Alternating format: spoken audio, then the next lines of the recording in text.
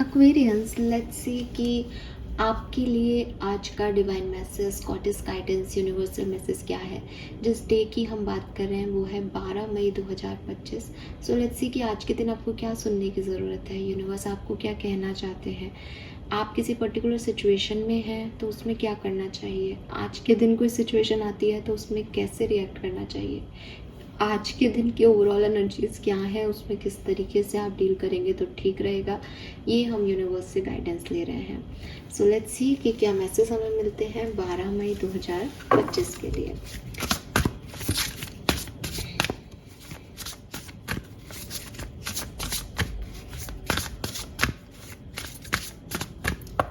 Alright,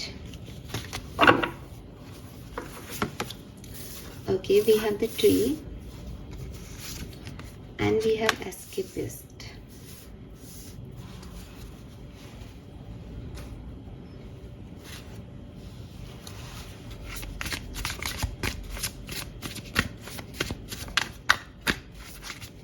Let's see आपके subconscious mind से क्या मैसेज है एक्वेरियस।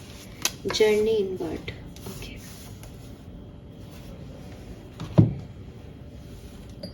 लेट्स सी आपका कर्मा मैसेज क्या है एक्वेरियस। ऑलराइट, आज मैं रीडिंग को, वैसे रीडिंग की एनर्जीज भी बहुत शॉर्ट में ही आ रही हैं और मैं रीडिंग करूँगी भी शॉर्ट में आज के दिन। वी हैव डोनेट मनी,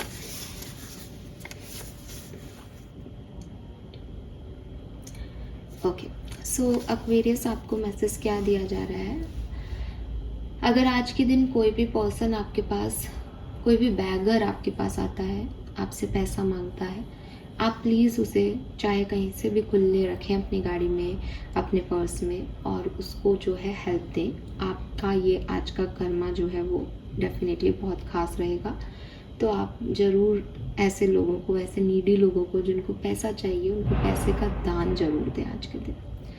ये दान करने से आपके कर्म अच्छे होंगे और आपको जिस भी काम के लिए आप जा रहे हैं उसमें सफलता मिलेगी। दूसरा जो गाइडेंस यहाँ पे मुझे मिलता है वो ये कि ज़िंदगी में चीज़ों को एक्सेप्ट करना सीखें Aquarius.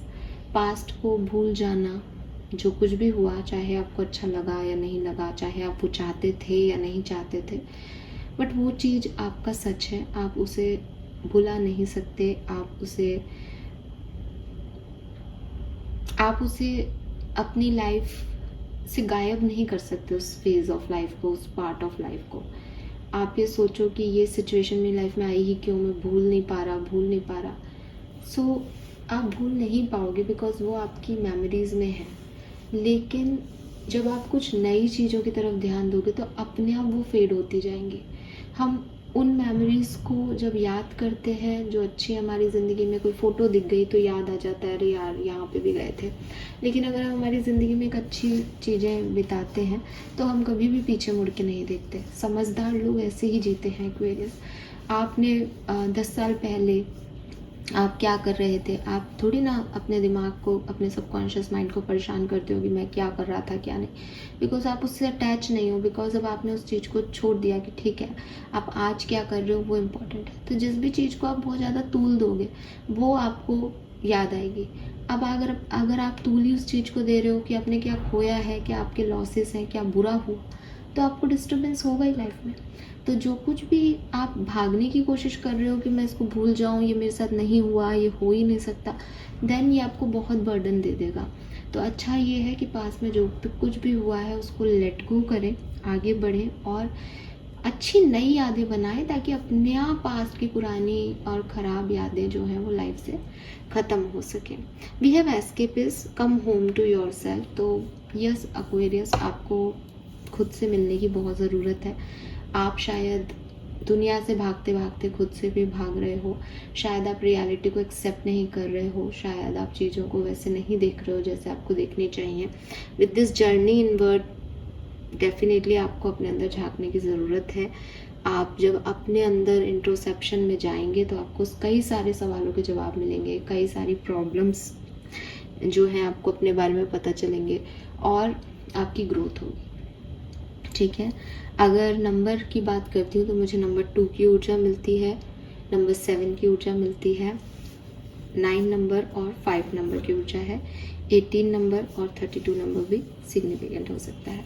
Colour of the day is orange. Definitely orange की शेड्स जो हैं वो सिग्निफिकेंट हो सकते हैं यहाँ आपके लिए। एक और मैसेज आपके लिए चैनल हो रहा है आज की रीडिंग में, वो ये कि अगर आप किसी चीज़ को लेकर के कंफ्यूज हो रहे हो या किसी चीज़ का आंसर तलाश रहे हो और आपको वो चीज़ बाहर नहीं मिल रही, तो अपने इंस्टिंक्ट के बेसिस पे डिसीजन लें, यानी अपने अंदरूनी ताकतों को जगाएं कि मैं कंफ्यूज हो रहा हूँ, मुझे बताओ सही क्या है, और फिर उसमें अपना माइंड नहीं लगाएं, वरना कन्फ्यूज़न बढ़ जाएगा।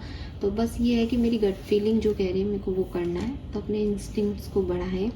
हो सकता है कि आपके साथ ये बड़ी समस्या है कि जो आप करना चाहते हो वो आपके इंस्टिंक्ट आपको नहीं करवाना चाहते, तो हो सकता है कि आपका प्रोटेक्शन किया जा रहा है किसी सिचुएशन में, आप अभी नहीं समझ पा रहे हैं, इसलिए सरेंडर करें तो पूरी तरीके से सरेंडर कर दें। फिर उसमें दिमाग में लगाएं कि मैं ये नहीं चाह रहा था।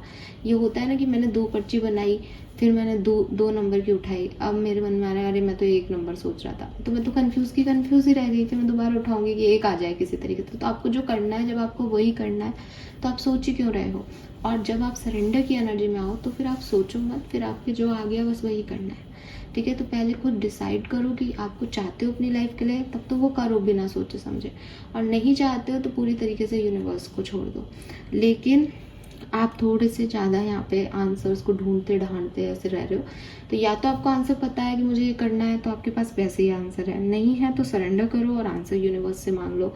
अपने आप को इतना झिलाओ मत कि इसका आंसर क्या है, ये क्यों हो रहा है, ये क्यों नहीं हुआ मेरे साथ। ऐसी कोई सिचुएशन आपके लिए है ही नहीं। ठीक है, और यूनिवर्स आपको ये भी कह रहे हैं कि किताबें पढ़ो। मैं ऐसा हमेशा करती हूँ, जिस भी किताब को मैं पढ़ रही होती हूँ उन दिनों जो भी प्रॉब्लम आती है, मैं किताब का एक पन्ना ऐसे ही खोल लेती हूँ और बस अपने आप से डिसाइड कर लेती हूँ मैं राइट साइड का पेज पढ़ने वाली हूँ या लेफ़्ट साइड का पढ़ने वाली हूँ, और फिर मुझे आंसर मिल जाता है। तो आपके लिए भी ये काम कर सकता है, आप ऐसा करें। अगर आप किताबें पढ़ने के शौकीन नहीं हैं, आप गीता से आंसर मान सकते हैं, आप रामायण से जो है आंसर मान सकते हैं, या आपका कोई भी धर्म ग्रंथ है आप उससे आंसर मान सकते हैं। Yes, this is all for you Aquarius. Hope ये आपसे रेजोनेट होगा। चैनल को लाइक और सब्सक्राइब कीजिएगा। Bye bye.